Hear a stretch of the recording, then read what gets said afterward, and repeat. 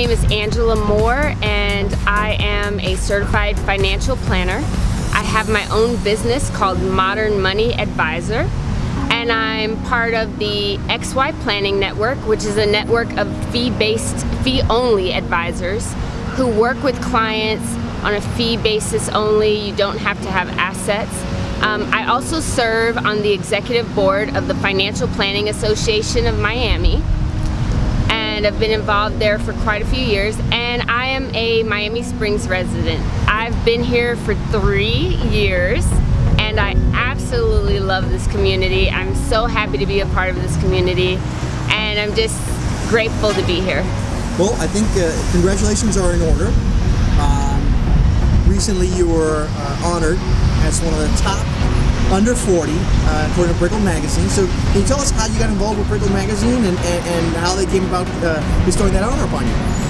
Absolutely. So I have been extremely involved in the community throughout my career. I always go out and I speak to children, I speak at churches, I speak at different organizations, and I'm really, really passionate about teaching financial literacy.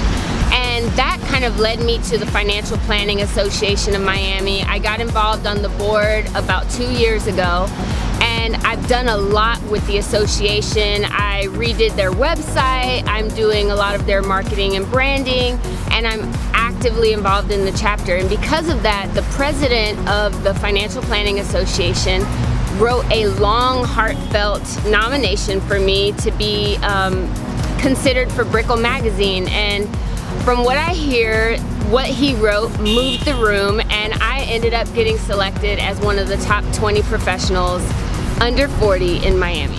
We're talking about all of Miami, really. So yes, there were, I'm sure, hundreds if not thousands of candidates. Yes, there were over 260 applicants, or nominations, I should say. Fantastic. So, what got you? It sounds like you're really passionate about this. What got you into the financial planning, early on in your career? Oh, that's a very long story, but I have an accounting background. I have an accounting degree, and I interned for Deloitte & Touche in audit and KPMG in tax while I was in college.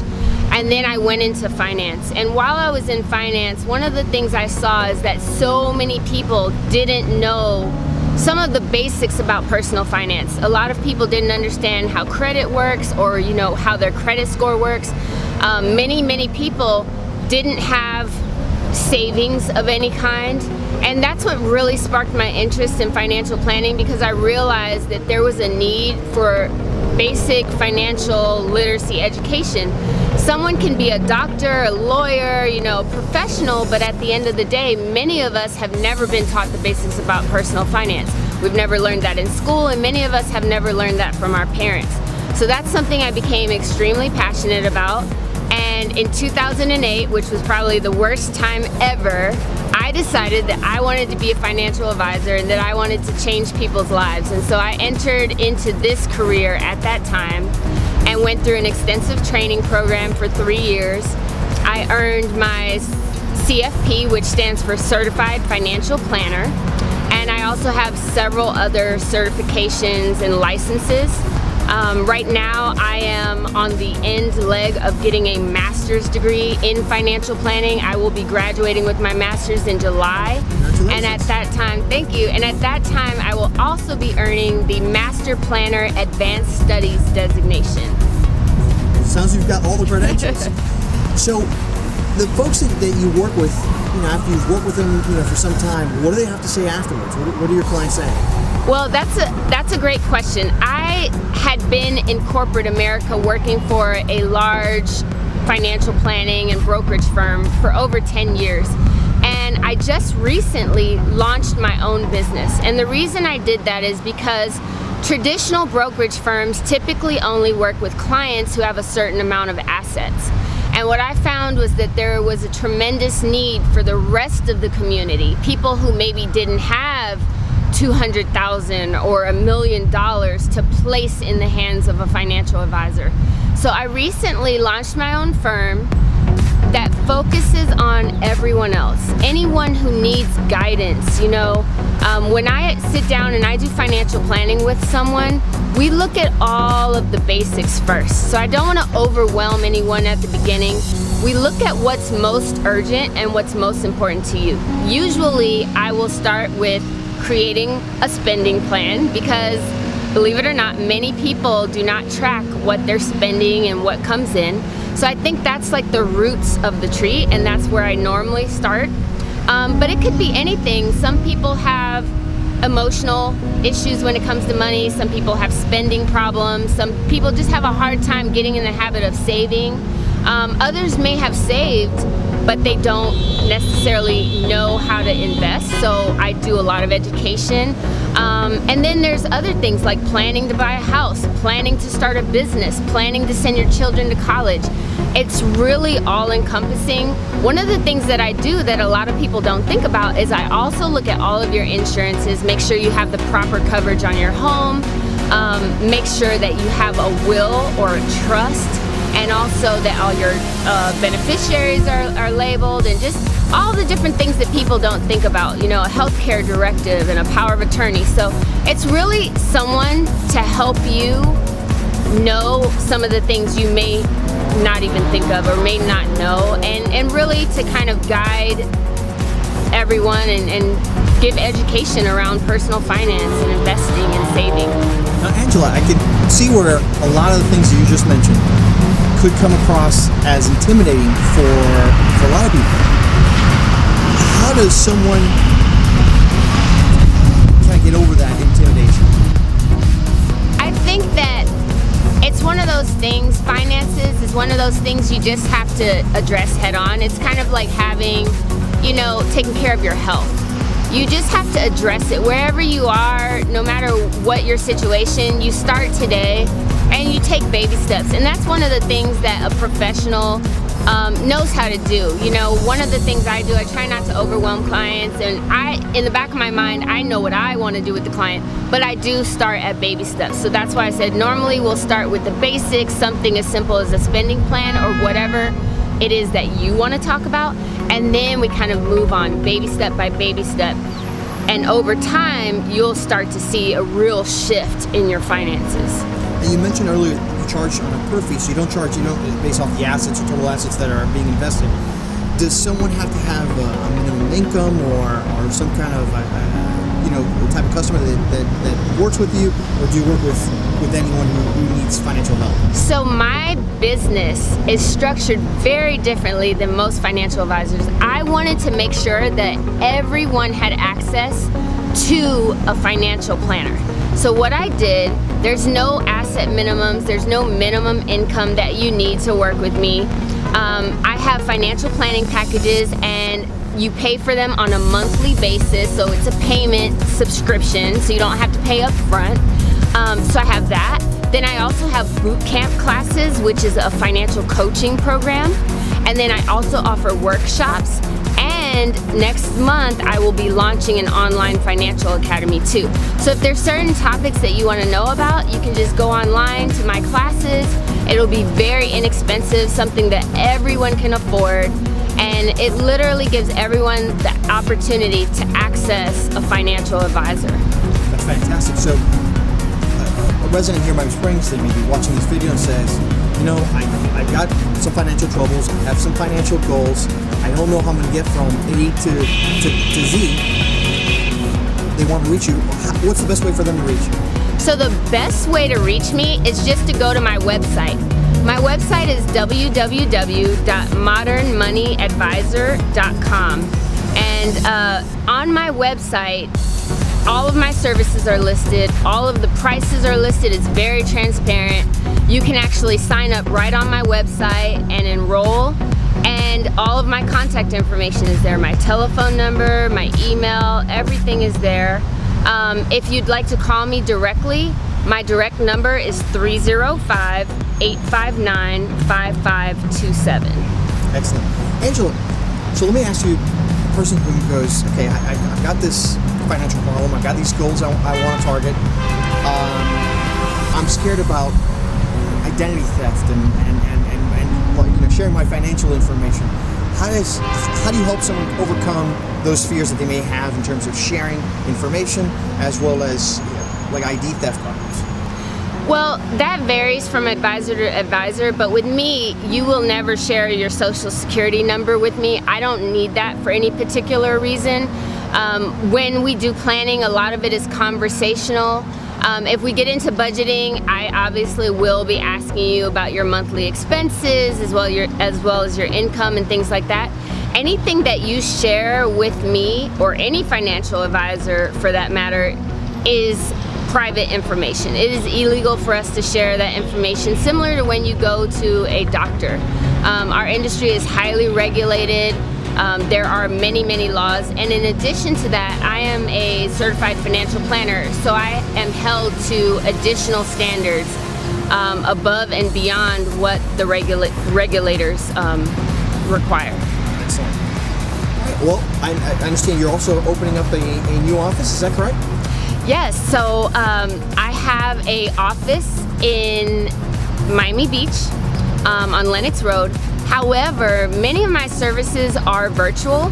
I find a lot of people these days are busy and they may want to meet with me on their lunch break from work or while they're sitting in their living room in the evening.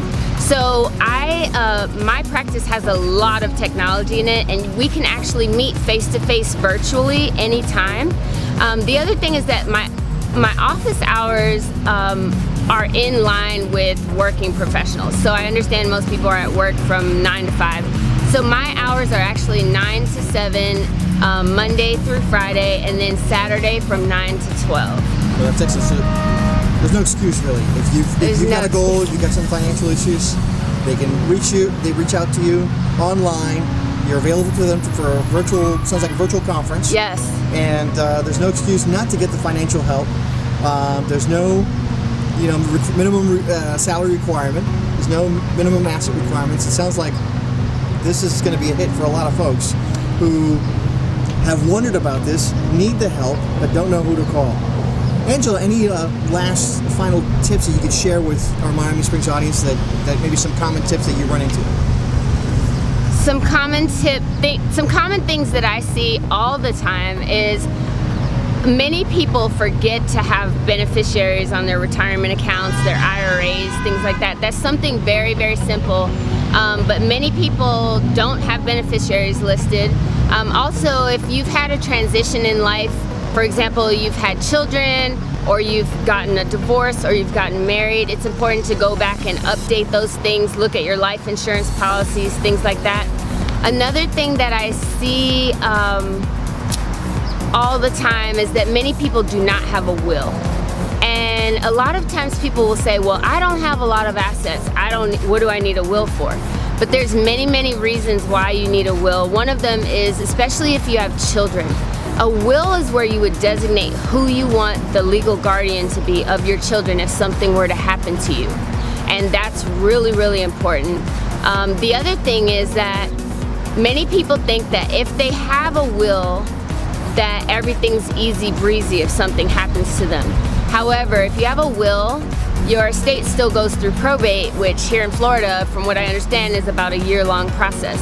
So the only way to avoid probate and make things easy on your family is to actually have a trust.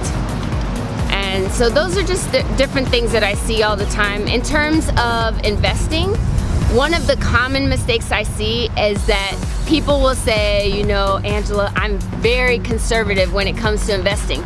But then they will have all of their money in stocks only.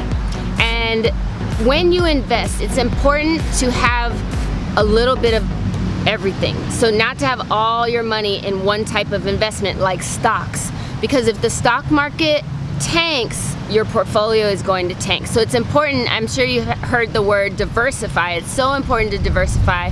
And another simple way to put that is don't put all your eggs in one basket. And a great example of that is what happened to Enron. I always tell that story. Or even BP, British Petroleum. No one would have expected that oil spill, and when that oil spill happened, the stock went tumbling. So imagine if you had most of or all of your money in that stock. So Angela, you also mentioned you're a public speaker, and tell us about what kind of organizations you speak in front of and where you enjoy talking about financial literacy. love to speak to pretty much any organization that is looking for someone to come in and speak. I've done a lot with children. I've also done a lot on the corporate side. And so I've done a series of workshops at Divine Savior Academy in Doral. I've spoken at Perry Ellis and at Humana. I've spoken at Georgia Power, Southern Company, Amgen. Many different companies and also smaller businesses will have me come in and do education for their employees. A lot of times I will do it for free because I really enjoy doing it, and it's also exposure for me. But you can contact me through my website or just call me directly. If you have students you'd like me to come speak to, or if you'd like me to come speak to your employees, I would love to do that. It would be my honor. And I actually have a list of workshop titles on my website under workshops. But if there's something specific that you'd like me to come talk about and teach about, I'm happy to do that as well. And it's really, really important that people learn financial literacy at an early age, because many of us know, when you turn 18, there's that period of time where you can really make critical mistakes. And I think it's also important now for younger people to think about college and to think about funding that. And I like to teach a lot about ways to avoid student loan debt, creative ways to pay for college and to plan for that. And then there's also the whole psychological aspect of it. If parents and children can learn to save at an early age, even if it's, $5 a week or what have you, getting in the habit of doing certain things from a young age really does transcend into the later years in life. So I love to teach, I love to get in front of young people, but also people of all ages, because I find that everyone needs help. Right now, 70% of baby boomers are ill prepared for retirement. We have a young generation of young professionals coming out of school with massive student loan debt. And there's just so many things that people have questions about when it comes to personal finance. So I'm very passionate about teaching, and it's fun to me. I enjoy doing it. So if there's an opportunity for me to come speak, please reach out and I will try to work it into my schedule. Well, Angela, we appreciate you meeting us here in Miami Springs, and we look forward to your success and continued growth. Thank you so much for meeting with us. Thank you for having me. And again, you repeat, what's the website to learn more about your financial services? It's www.modernmoneyadvisor.com, and advisor is spelled ADVISOR. Excellent. Thank you so much. Thank you. And I'm also on Facebook and Instagram.